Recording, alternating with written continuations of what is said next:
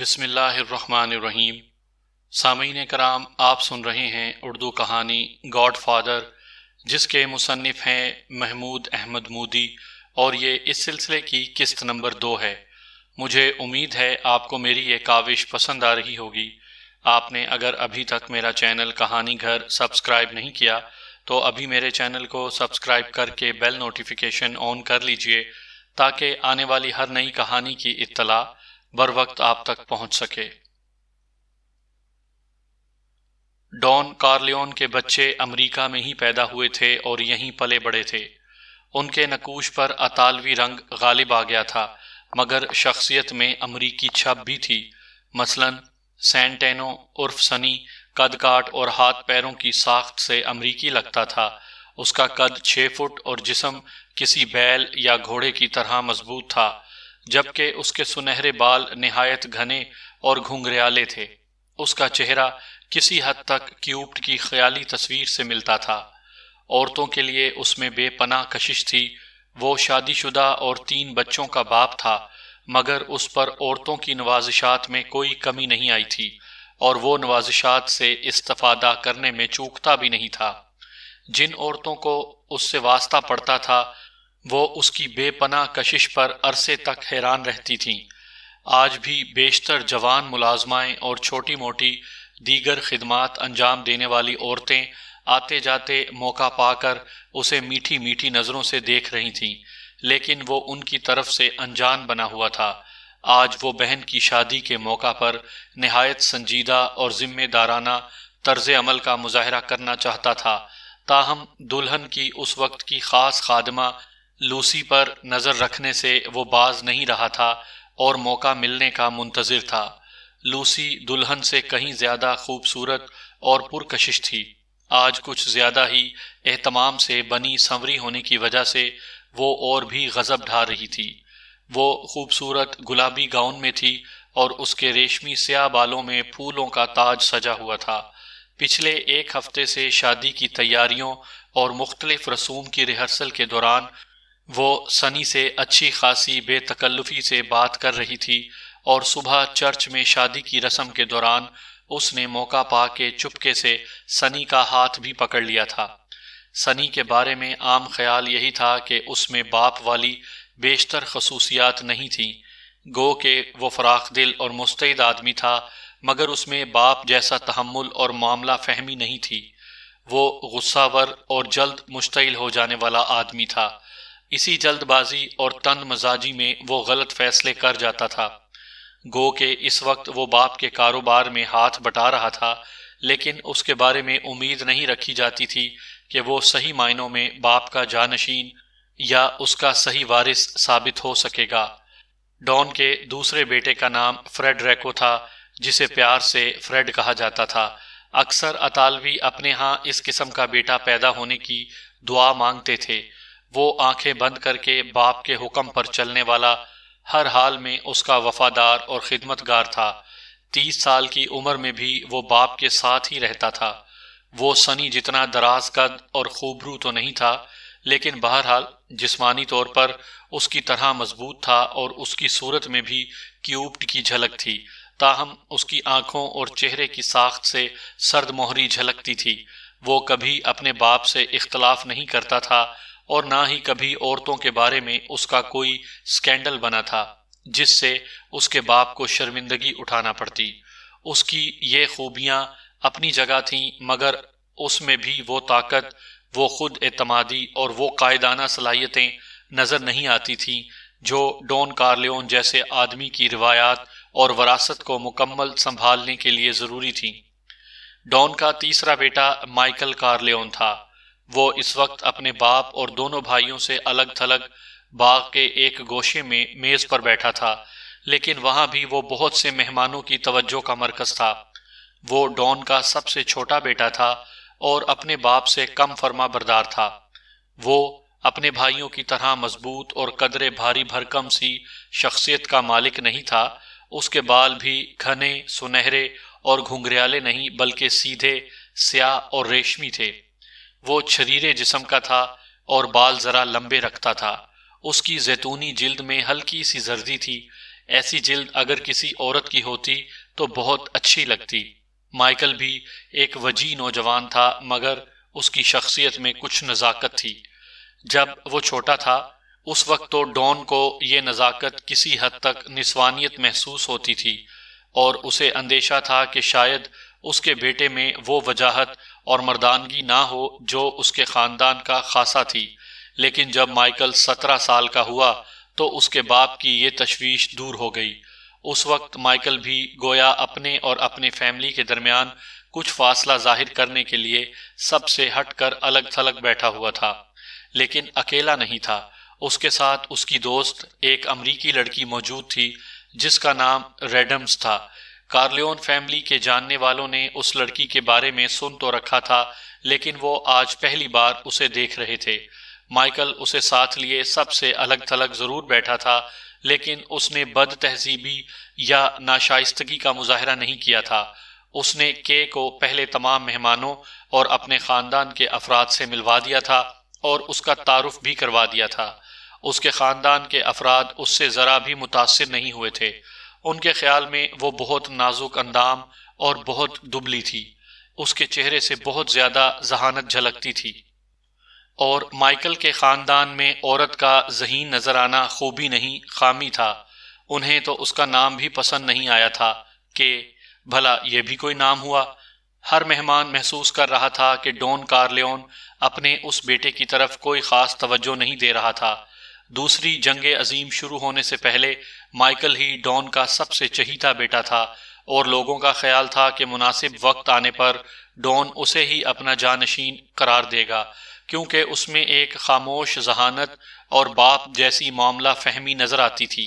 وہ صحیح وقت پر صحیح فیصلے کرنے کا اہل نظر آتا تھا، اور اس میں کوئی ایسی بات تھی کہ لوگ اس کی عزت کرنے پر مجبور ہو جاتے تھے۔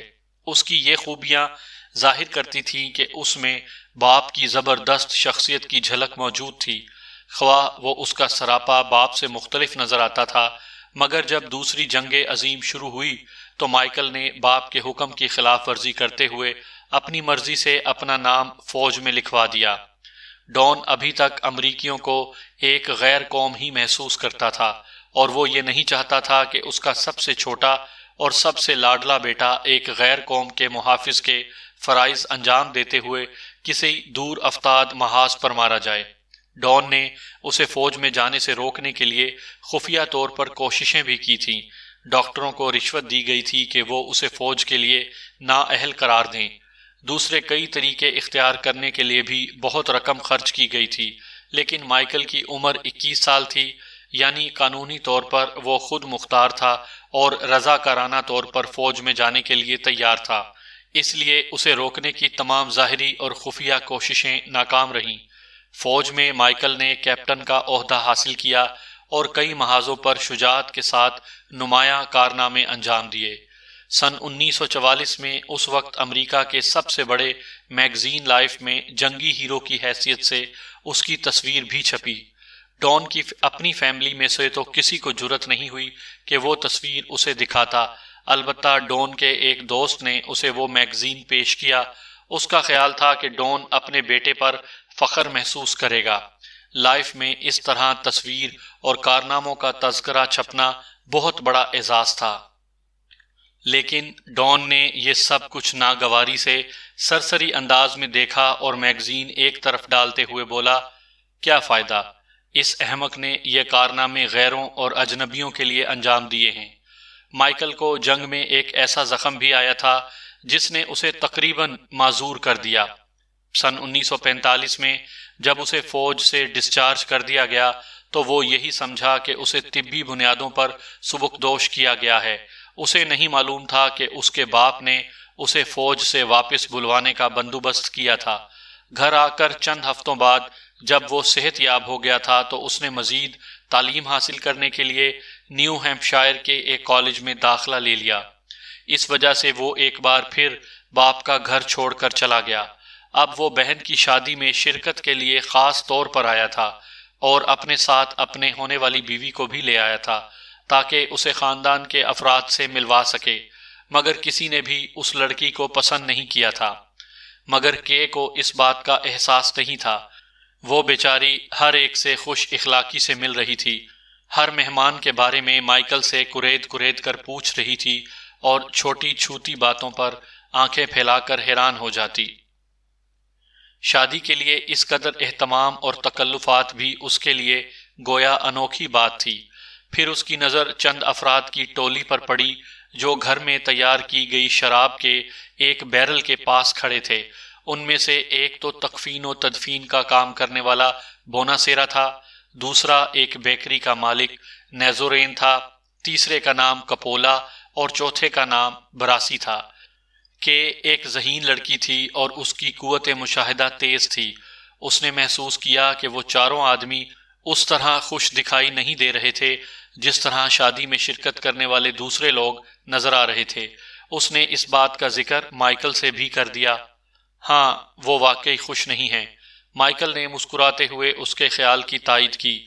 اس وقت شادی میں شرکت تو ان چاروں کے لیے ایک ضمنی کام ہے، حقیقت میں تو یہ اپنے کسی کام سے آئے ہیں، غالباً کوئی فریاد لے کر آئے ہیں اور تخلیے میں میرے والد سے ملاقات کے منتظر ہیں۔ مائیکل کی بات صحیح معلوم ہوتی تھی کہ دیکھ رہی تھی کہ ان چاروں آدمیوں کی نظریں مسلسل ڈان کے تعاقب میں تھیں۔ مہمان آتے تو ڈان آگے بڑھ کر گیٹ پر ان کا استقبال کرتا۔ اسی دوران سڑک کے دوسری طرف سیاہ رنگ کی ایک بڑی گاڑی آ کر رکی۔ اس میں موجود دونوں افراد گاڑی سے اترنے کے بجائے اپنے اپنے کوٹ کی جیب سے ایک نوٹ بک اور قلم نکال کر بیٹھ گئے۔ انہوں نے وہاں موجود گاڑیوں کے نمبر نوٹ کرنے شروع کر دیے۔ انہوں نے اپنی اس کارروائی کو خفیہ رکھنے کا بھی تکلف نہیں کیا۔ سنی نے گھوم کر باپ کی طرف دیکھتے ہوئے کہا، یہ لوگ یقیناً پولیس والے ہیں، ان کا تعلق ایف بی آئی سے ہے۔ ڈان نے بے نیازی سے مسکراتے ہوئے کہا، لیکن ہمیں اس سے کیا؟ سڑک تو میری ملکیت نہیں ہے، سڑک پر کھڑے ہو کر جس کا جو دل چاہے کر سکتا ہے۔ سنی کا چہرہ غصے سے سرخ ہو گیا۔ اس نے سیاہ کار والوں کو نیچی آواز میں گالی دی اور بولا، ان لوگوں کی نظر میں کسی کی کوئی عزت نہیں ہے، انہیں موقع محل کا کوئی خیال نہیں ہے۔ پھر وہ غصیلے انداز میں لمبے لمبے ڈگ بھرتا سیاہ کار تک جا پہنچا اور ڈرائیونگ سیٹ پر موجود شخص کی طرف جھک کر کچھ کہنے ہی لگا تھا کہ اس نے ایک کارڈ جیب سے نکال کر اس کے سامنے لہرایا۔ ڈان کا اندازہ ٹھیک ہی تھا، ان لوگوں کا تعلق ایف بی آئی سے ہی تھا۔ سنی غالباً انہیں کھری کھری سنانے کے ارادے سے گیا تھا، تاہم کارڈ دیکھ کر اس نے ارادہ ملتوی کر دیا۔ سیدھا ہو کر وہ ایک لمحے انہیں خونخوار نظروں سے گھورتا رہا، پھر اس نے نفرت سے بظاہر تو سڑک پر تھوکا، لیکن جان بوجھ کر گردن کو اس طرح جھٹکا دیا کہ تھوک گاڑی کے دروازے پر جا گرا۔ پھر وہ گھوما اور واپس گھر کی طرف چل دیا۔ اس کا خیال تھا کہ ایف بی آئی والے اس کے پیچھے پیچھے آئیں گے، مگر وہ نہیں آئے، اور نہ ہی ان میں سے کسی ایک نے ایک بھی کوئی لفظ کہا۔ گیٹ پر پہنچ کر سنی نے باپ سے کہا، آپ کا خیال ٹھیک ہی تھا، وہ ایف بی آئی والے ہی ہیں۔ ڈان مربیانہ انداز میں مسکرا دیا، گویا اسے اس تصدیق کی ضرورت نہیں تھی۔ سنی بولا، وہ خبیث ہمارے ہاں آنے والی ہر گاڑی کا نمبر نوٹ کر رہے ہیں۔ ڈان نے اب بھی مربیانہ انداز میں مسکرانے پر ہی اکتفا کیا۔ اس نے بیٹے کو نہیں بتایا کہ اسے تو اپنے ذرائع سے پہلے ہی اطلاع مل چکی تھی کہ اس موقع پر ایف بی آئی والے آئیں گے اور یہی کام کریں گے۔ چنانچہ اس نے اپنے تمام قریبی جاننے والوں کو پیغام بھجوایا تھا کہ شادی میں شرکت کے لیے وہ اپنی گاڑیوں میں نہ آئیں بلکہ ادھر ادھر سے گاڑیوں کا انتظام کر لیں۔ اسے اپنے بیٹے سنی کی طرف سے یوں غصے کا اظہار اچھا نہیں لگا تھا۔ ڈان اس انداز میں کسی بھی معاملے میں اپنا رد عمل ظاہر کرنے والا آدمی نہیں تھا، لیکن اس کے خیال میں سنی کی اس حرکت کا ایک فائدہ بھی ہوا تھا۔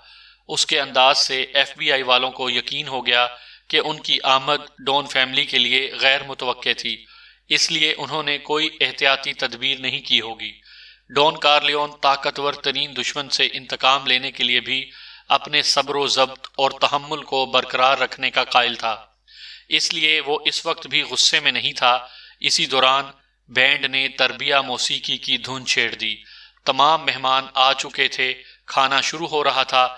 ڈان نے اپنے دونوں بیٹوں کو اپنے ساتھ اندر چلنے کا اشارہ کیا اور وہ باغ کی طرف چل دیے جہاں کھانے کی میزیں سجی ہوئی تھیں۔ مہمانوں کی تعداد سینکڑوں میں تھی۔ ان میں سے کچھ ایک طرف بنے ہوئے چوبی فرش پر ڈانس کر رہے تھے اور کچھ کھانے کے لیے لمبی لمبی میزوں پر بیٹھ چکے تھے جن پر انواع و اقسام کے کھانے اور مشروبات سجے ہوئے تھے۔ باغ میں جشن کا سا سما تھا، فضا میں موسیقی کی لہریں بکھر رہی تھیں۔ ڈان کارلیون کی بیٹی کا پورا نام کونستانزیا تھا، لیکن اختصار سے اسے صرف کونی کہا جاتا تھا۔ وہ اپنے دلہا کارلورزی کے ساتھ ایک آراستہ سٹیج پر بیٹھی تھی جس کے فرش پر بہت سے پھول بکھرے ہوئے تھے۔ وہ بھاری بھرکم عروسی لباس میں تھی۔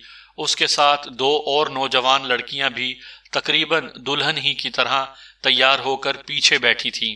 سب کچھ قدیم، روایتی، اطالوی انداز میں ہو رہا تھا۔ کونی کو روایتی طور طریقے زیادہ پسند نہیں تھے، لیکن باپ کی خوشی کی خاطر وہ خاموش رہی تھی اور اس نے سب کچھ اسی طرح ہونے دیا تھا جس طرح ڈان چاہتا تھا، کیونکہ ڈان نے اپنے ہونے والے داماد رضی کو برداشت ہی کیا تھا۔ ڈان کو وہ نوجوان پسند نہیں آیا تھا، لیکن وہ کونی کو پسند تھا اور باپ نے بیٹی کی پسند کے سامنے سر جھکا دیا تھا۔ رضی کا باپ سسلی کا اور ماں نارتھ اٹلی کی تھی، جس سے اسے سنہری بال اور نیلی آنکھیں ورثے میں ملی تھی۔ اس کے والد نویڈا میں رہتے تھے، لیکن رضی نے کچھ عرصہ پہلے وہ ریاست چھوڑ دی تھی۔ یہ کہنا زیادہ درست تھا کہ وہ وہاں سے بھاگ آیا تھا، کیونکہ وہاں پولیس کے ساتھ اس کا کچھ مسئلہ ہو گیا تھا۔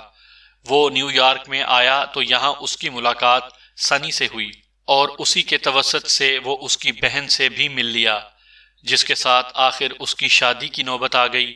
ڈان نے اڑتی اڑتی خبر سن لی تھی کہ وہ نویڈا میں کسی سلسلے میں پولیس کو مطلوب تھا۔ ڈان نے بیٹی کی شادی اس کے ساتھ کرنے سے پہلے اس معاملے کی صحیح معلومات کرانے کے لیے اپنے قابل اعتماد آدمیوں کو نویڈا بھیجا۔ انہوں نے آ کر رپورٹ دی کہ نویڈا میں رضی کسی سنگین معاملے میں پولیس کو مطلوب نہیں تھا۔ بات بس اتنی تھی کہ ایک بار اس کے پاس سے ایک غیر قانونی پستول برآمد ہوا تھا۔ وہ ضمانت پر رہا تھا، مگر فرار ہو کر نیو یارک آ گیا تھا۔ یہ حرکت جرم سے زیادہ سنگین تھی، تاہم اتنی سنگین بھی نہیں تھی کہ اس پر تشویش میں مبتلا ہوا جاتا۔ نوجوان اس قسم کی حرکتیں کرتے ہی رہتے تھے۔ یہ ایسا معاملہ تھا جس کا ریکارڈ آسانی سے صاف کرایا جا سکتا تھا۔ ڈان نہیں چاہتا تھا کہ اس کے خاندان کے کسی فرد اور خصوصاً اس کے ہونے والے داماد کا پولیس میں کوئی ریکارڈ موجود ہو۔ ڈان کے جو آدمی نویڈا گئے تھے وہ رضی کے بارے میں معلومات حاصل کرنے کے علاوہ یہ خبر بھی لائے تھے کہ اس ریاست میں کچھ مخصوص شرائط پوری کرنے کے بعد قانونی طور پر جوا خانے کھولنے کی اجازت تھی۔ وہاں بہت بڑے بڑے کیسینوز موجود تھے جو نائٹ کلب کے طور پر بھی چل رہے تھے، اور ان کا کچھ حصہ قمار بازی کے لیے بھی مخصوص تھا۔ ڈان نے یہ خبر دلچسپی سے سنی تھی، کیونکہ اسے ایسے ہر کام سے دلچسپی تھی جس میں زیادہ قانونی خطرات کے بغیر زیادہ سے زیادہ نفع کمایا جا سکے۔ کونی معمولی شکل صورت کی لڑکی تھی۔ بدقسمتی سے اس میں اپنے والدین اور بھائیوں کی وجاہت کی کوئی جھلک نہیں تھی۔ وہ دبلی پتلی سی تھی اور اس کی حرکات و سکنات سے اضطراب جھلکتا تھا، لیکن آج شادی کی خوشی سے تمتماتے چہرے اور دلہن کے لباس میں وہ کسی حد تک خوبصورت لگ رہی تھی، اور وہ آنکھوں ہی آنکھوں میں رضی پر قربان ہوئی جا رہی تھی۔ دلہا رضی کثرتی جسم کا مالک تھا۔ نویڈا میں اس نے نوجوانی میں مزدوروں کی طرح سخت محنت مشقت کے کام بھی کیے تھے، لیکن اس کے خیال میں اب اس کی قسمت سنور گئی تھی۔ وہ ایک ایسے خاندان میں شادی کرنے میں کامیاب ہو گیا تھا جو اپنے رکھ رکھاؤ اور طور طریقوں میں شاہی خاندان سے کم نہیں تھا۔ اسے اپنی دلہن کی والہانہ نظروں سے کوئی خاص دلچسپی نہیں تھی۔ وہ تو اس کے کندھے پر لٹکے ہوئے بڑے سے پرس کو دیکھ رہا تھا جس میں مہمانوں کے دیے ہوئے نوٹوں کے لفافے بھرے ہوئے تھے۔ وہ اندازہ لگانے کی کوشش کر رہا تھا کہ اس پرس میں کتنی رقم جمع ہو چکی ہے، اور یہ تو محض ابتدا تھی۔ مہمانوں میں ایک اور شخص بھی کبھی کبھی کن اکھیوں اور للچائی ہوئی نظروں سے اس پرس کی طرف دیکھ لیتا۔ اس کا نام پالی گیٹو تھا۔ وہ عمدہ سوٹ میں ملبوس تھا اور اس کا چہرہ کسی حد تک نیولے جیسا تھا۔ اس کے بال سلیقے سے جمے ہوئے تھے۔ وہ عادت سے مجبور ہو کر پرس کی طرف للچائی ہوئی نظروں سے دیکھ رہا تھا اور اسے پار کرنے کے خواب دیکھ رہا تھا، ورنہ اسے معلوم تھا کہ اس قسم کی حرکت کرنا ایسا ہی تھا جیسے کسی نہتے آدمی کا شیر کے منہ سے نوالا چھیننا۔ لیکن خواب دیکھنے پر بہرحال کوئی پابندی تو نہیں تھی۔ کبھی کبھی وہ اپنے باس پیٹر مینزا کی طرف بھی دیکھ لیتا تھا، جو ڈانسنگ فلور پر کئی لڑکیوں کے ساتھ باری باری ڈانس کر رہا تھا۔ مینزا ایک دراز قد اور نہایت مضبوط جسم کا آدمی تھا۔ اکثر لڑکیوں کے سر اس کے سینے تک بھی نہیں پہنچ پاتے تھے اور وہ اس کے سامنے بالکل گڑیوں جیسی لگتی تھیں۔ وہ اس قسم کے لوگوں میں سے تھا جسے آتے دیکھ کر لوگ خود ہی راستہ چھوڑ دیتے تھے۔ مینزا اور گیٹو دونوں ڈان کے خاص کارندے تھے۔ آخر کار مینزا تھک کر ایک کرسی پر ڈھیر ہو گیا تو گیٹو جلدی سے آگے بڑھ کر ایک ریشمی رومال سے اس کی پیشانی سے پسینہ پونچھنے لگا۔ مینزا تیزی سے بولا، ان نخرے بازیوں کو چھوڑو اور اپنے اصل کام پر توجہ رکھو۔ ادھر ادھر گھوم پھر کر جائزہ لیتے رہو کہ سب کچھ ٹھیک ٹھاک ہے۔ پاس پڑوس پر بھی نظر ڈالتے رہنا کہ کہیں کسی گڑبڑ کے آثار تو نہیں۔ گیٹو اس کا حکم سنتے ہی مہمانوں کے ہجوم میں کہیں غائب ہو گیا۔ اسی دوران نینو نامی ایک نوجوان نے مینڈولین اٹھا کر بجانا شروع کر دیا۔ وہ ترنگ میں تھا۔ مینڈولین کی دھن پر اس نے ایک خاص بے تکلفانہ قسم کا محبت بھرا گیت بھی لڑکھڑاتی آواز میں گانا شروع کر دیا۔ مہمان اس کا ساتھ دینے لگے۔ عورتیں خوشی سے چیخ رہی تھیں، کہکہے لگا رہی تھیں، جن میں ڈان کی بیوی بھی شامل تھی۔ ڈان کو اس انداز کی ہنگامہ خیزی پسند نہیں تھی، لیکن وہ مہمانوں کی خوشی اور تفریح میں رکاوٹ بھی نہیں بننا چاہتا تھا۔ وہ خاموشی سے اندر کی طرف چل دیا۔ باپ کو اندر جاتا دیکھ کر سنی جلدی سے دلہن کے عقب میں اس کی میڈ کے طور پر بن سنور کر بیٹھی ہوئی لوسی کے قریب جا بیٹھا۔ سنی نے پہلے یہ دیکھ لیا تھا کہ اس کی بیوی وہاں موجود تو نہیں تھی، وہ کچن میں مصروف تھی۔ سنی نے لوسی کے کان میں سرگوشی میں کچھ کہا اور وہ اٹھ کر مکان کے اندرونی حصے کی طرف چل دی۔ سنی نے اس وقت تک انتظار کیا جب تک وہ اندرونی دروازے کے عقب میں غائب نہیں ہو گئی، پھر وہ بھی اٹھ کر اسی طرف چل دیا، لیکن راستے میں ادھر ادھر رک کر وہ بعض مہمانوں سے تھوڑی بہت بات چیت کرتا جا رہا تھا۔ وہ یہ ظاہر کرنے کی پوری کوشش کر رہا تھا کہ وہ لوسی کے تعاقب میں نہیں جا رہا، گو کہ وہاں اس بات کی کسی کو پرواہ بھی نہیں تھی۔ چند لمحے بعد وہ دونوں اوپر کے ایک کمرے میں یکجا تھے اور سانسوں کے درمیان اس خلوت سے پورا استفادہ کر رہے تھے۔ اس دوران نچلی منزل کے ایک کمرے کی کھڑکی کے شیشے سے ٹام ہیگن شادی کی تقریب کا نظارہ کر رہا تھا۔ وہ ڈان کارلیون کا وکیل تھا اور یہ کمرہ اس کے دفتر کے طور پر استعمال ہوتا تھا۔ اس میں اونچی دیوار گیر الماریوں میں شیشے کے دروازوں کے پیچھے قانون کی موٹی کتابیں بھری ہوئی دکھائی دے رہی تھیں۔ یہ کمرہ ڈان کارلیون کے کمرے سے متصل تھا۔ اس طرح ڈان کو آسانی رہتی تھی۔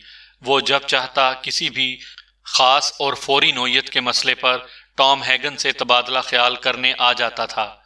ڈان کا قانونی مشیر ہونا کوئی معمولی بات نہیں تھی۔ ڈان فیملی کے نظام اور کاروبار میں یہ اہم ترین عہدہ تھا۔ اس سے پہلے جس شخص نے برسوں تک ڈان کے لیے اس حیثیت سے خدمات انجام دی تھیں، وہ اب کینسر کے باعث بستر مرگ پر تھا۔ اس کی بیماری کے بعد سے ہیگن کو یہ حیثیت حاصل ہو چکی تھی۔ اس نے اور ڈان نے اسی کمرے میں آمنے سامنے بیٹھ کر بہت سے کاروباری مسائل کی گتھیاں سلجھائی تھیں۔ فیملی کے بہت سے معاملات پر سر جوڑ کر غور و خوض کیا تھا۔ کھڑکی کے قریب بیٹھے بیٹھے اس نے ڈان کو بھی اندر آتے دیکھا، پھر سنی کو لوسی کے کان میں سرگوشی کرتے اور انہیں یکے بعد دیگرے مکان میں غائب ہوتے بھی دیکھا تھا۔ یہ دیکھ کر وہ دانت پیس کر رہ گیا تھا کہ سنی کہیں بھی داؤ لگانے سے باز نہیں رہتا تھا۔ پہلے اس نے سوچا کہ ڈان کو اس معاملے کی خبر کر دے، لیکن پھر اس نے زبان بند رکھنے میں ہی مصلحت سمجھی۔ ڈان کو اندر آتے دیکھ کر وہ سمجھ گیا تھا کہ وہ اس سے ملنے بھی آئے گا اور آج خواہ اس کی بیٹی کی شادی تھی، لیکن وہ کچھ نہ کچھ معاملات ضرور نمٹائے گا، جس کا مطلب یہ تھا کہ ہیگن کو بھی کچھ نہ کچھ کام کرنا ہوگا۔ اس نے گہری سانس لی اور ریوالونگ چیئر کو میز کی طرف گھما لیا۔ اس نے میز سے چند افراد کے ناموں کی فہرست اٹھائی۔ ہاتھ سے لکھے گئے یہ نام ان افراد کے تھے جنہیں آج تخلیے میں ڈان کارلیون سے ملاقات کی اجازت تھی۔ جب ڈان کمرے میں داخل ہوا تو ہیگن نے اٹھ کر وہ فہرست اسے پیش کر دی۔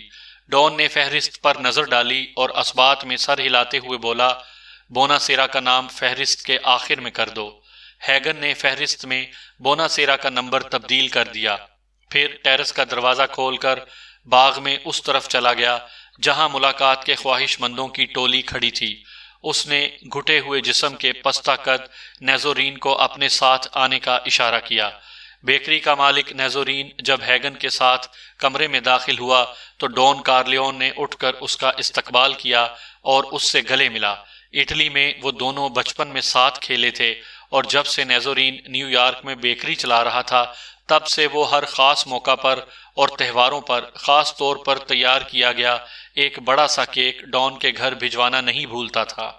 آج وہ پہلی بار کسی کام سے ڈون کے گھر آیا تھا۔ ڈون نے اسے مشروب کا ایک گلاس اور اعلیٰ درجے کا ایک سگار پیش کیا۔ خیر و عافیت دریافت کرنے کے دوران وہ محبت اور اپنائیت سے نیزورین کا کندھا تھپ تھپا رہا تھا۔ اسے معلوم تھا کہ کسی شریف، باعزت اور انا پرست آدمی کے لیے کسی کے سامنے اپنی مجبوری، ضرورت یا مسئلہ بیان کرنا آسان کام نہیں تھا۔ وہ نیزورین میں گویا اپنا مسئلہ بیان کرنے کی جرت پیدا کر رہا تھا، اصل بات کے لیے ماحول بنا رہا تھا۔ آخر نیزورین نے اپنا مسئلہ بیان کر ہی دیا کہ کس طرح اس کی بیٹی اینزو سے شادی کرنے کے لیے بضد تھی، جبکہ اینزو امریکہ میں غیر قانونی طور پر مقیم تھا۔ خطرہ یہ تھا کہ اسے جلد ہی اٹلی واپس بھجوا دیا جائے گا اور اس کی بیٹی کیتھرین شاید اسی صدمے سے مر جائے گی۔ اس مسئلے کو حل کرنے کے سلسلے میں ڈون کارلیون اس کی آخری امید تھا۔ وہ دونوں اٹھ کر کمرے میں ٹہلتے ہوئے یہ بات چیت کر رہے تھے۔ ڈون نے اپنا بازو دوستانہ انداز میں نیزورین کے کندھوں پر ٹکایا ہوا تھا اور وہ وقفے وقفے سے تفہیمی اور ہمدردانہ انداز میں سر ہلا رہا تھا۔ نیزورین نے بات ختم کی تو ڈون نے مسکراتے ہوئے اس کی طرف دیکھا اور کہا کہ اپنی اس پریشانی کو بھول جاؤ، اینزو کو یہاں کی شہریت مل جائے گی، خواہ وہ اس کے لیے مجھے کانگریس میں خصوصی بل ہی پاس کرانا پڑے۔ میں کانگریس کے ایک ایسے ممبر کو جانتا ہوں جو آسانی سے بل پیش کر دے گا اور کانگریس کی اکثریت اسے منظور بھی کر لے گی، کیونکہ یہ لوگ اسی طرح ایک دوسرے کے مسئلے حل کرتے ہیں۔ بس کانگریس کے اس ممبر کی خدمت میں $2000 کا نذرانہ پیش کرنا پڑے گا۔ اگر تمہارے لیے $2000 کا بندوبست کرنا مشکل ہو تو وہ بھی میں اپنی جیب سے دے دوں گا۔ نہیں نہیں، ایسی کوئی بات نہیں، نیزورین جلدی سے بولا۔ $2000 کوئی مسئلہ نہیں ہے۔ میری تو یہ سمجھ میں نہیں آ رہا تھا کہ یہ کام ہوگا کیسے۔ خوشی سے اس کی حالت عجیب تھی۔ بس تو پھر تم بے فکر ہو جاؤ، میرا کوئی آدمی بیکری پر آ کر تم سے ملے گا، رقم بھی لے لے گا اور تمہیں بتا دے گا کہ اس سلسلے میں کیا کاغذی کارروائی کرنی ہے، اوکے؟ نیزورین نے تشکر اور ممنونیت سے اس کا ہاتھ چوما اور رخصت ہو گیا۔ اس کے جانے کے بعد ہیگن ڈون سے مخاطب ہوا، نیزورین کے لیے یہ سرمایہ کاری بری نہیں رہے گی۔ $2000 میں اسے داماد اور عمر بھر کے لیے بیکری کا ایک کارکن مل جائے گا۔ ایک لمحے کے توقف کے بعد ڈون پر خیال لہجے میں بولا، میں سوچ رہا ہوں کہ یہ کام اپنے کسی آدمی کے سپرد کر دوں۔ اس سے پہلے کہ ہیگن کوئی جواب دیتا، ڈون خود ہی بولا، وہ جو دوسرے علاقے میں یہودی رہتا ہے اس کے ذمے یہ کام لگاؤ، اور ہاں، اس بار کانگریس مین لیو کے بجائے فشر کو آزما کر دیکھو۔ اب جنگ ختم ہوئی ہے تو ہمارے پاس اس قسم کے غیر قانونی تارکین وطن کے بہت سے کیسز آئیں گے۔ ہمیں ایسا کانگریس مین تلاش کرنا ہوگا جو موقع دیکھتے ہی اپنا معاوضہ نہ بڑھا دے۔ ہیگن نے ایک پیڈ پر یہ اہم نکات نوٹ کیے، پھر فہرست کے مطابق دوسرے ملاقاتی کو بلانے چلا گیا۔ اس بار اس کے ساتھ اندر آنے والے آدمی کا نام کپولا تھا۔ اس کے باپ کے ساتھ ڈون نے اپنی نوجوانی کے زمانے میں ریلوے یارڈ میں کام کیا تھا۔ کپولا کو پیزا کی دکان کھولنے کے لیے $500 کی ضرورت تھی اور اسے کہیں سے قرض نہیں مل رہا تھا۔ ڈون نے جیب میں ہاتھ ڈال کر نوٹ نکالے، لیکن وہ کل $400 تھے۔ اس نے دانت بھینچ کر گہری سانس لی اور ہیگن سے مخاطب ہوا، ذرا $100 ادھار تو دینا، پیر کو میں بینک جاؤں گا تو واپس دے دوں گا۔ کوئی بات نہیں، $400 سے بھی کام چل جائے گا، سائل جلدی سے بولا۔ جب تم نے $500 مانگے ہیں تو $500 ہی ملیں گے، ڈون نے فیصلہ کن انداز میں کہا، اور پھر اس کا لہجہ معذرت خانہ ہو گیا۔ دراصل شادی کی تیاریوں کے چکر میں میری جیب میں نقد رقم نہیں رہی۔ ہیگن نے اپنی جیب سے $100 نکال کر ڈان کی طرف بڑھا دیے۔ اسے ڈان کا اصول معلوم تھا کہ ذاتی طور پر وہ رقم کے معاملے میں کسی پر احسان کرتا تھا تو اپنی جیب سے نقد رقم نکال کر دیتا تھا، چیک وغیرہ نہیں لکھتا تھا، اور نہ ہی اس رقم کا کہیں اندراج ہوتا تھا۔ کپولا جیسے آدمی کے لیے یقیناً یہ ایک بہت بڑا اعزاز تھا کہ ڈان جیسی شخصیت اسے قرض دینے کے لیے خود اپنے ملازم سے ادھار مانگ رہی تھی۔ بے شک ڈان کروڑ پتی تھا، لیکن کروڑ پتی بھلا کسی چھوٹے آدمی کے کام آنے کے لیے اتنی زحمت کر سکتے تھے؟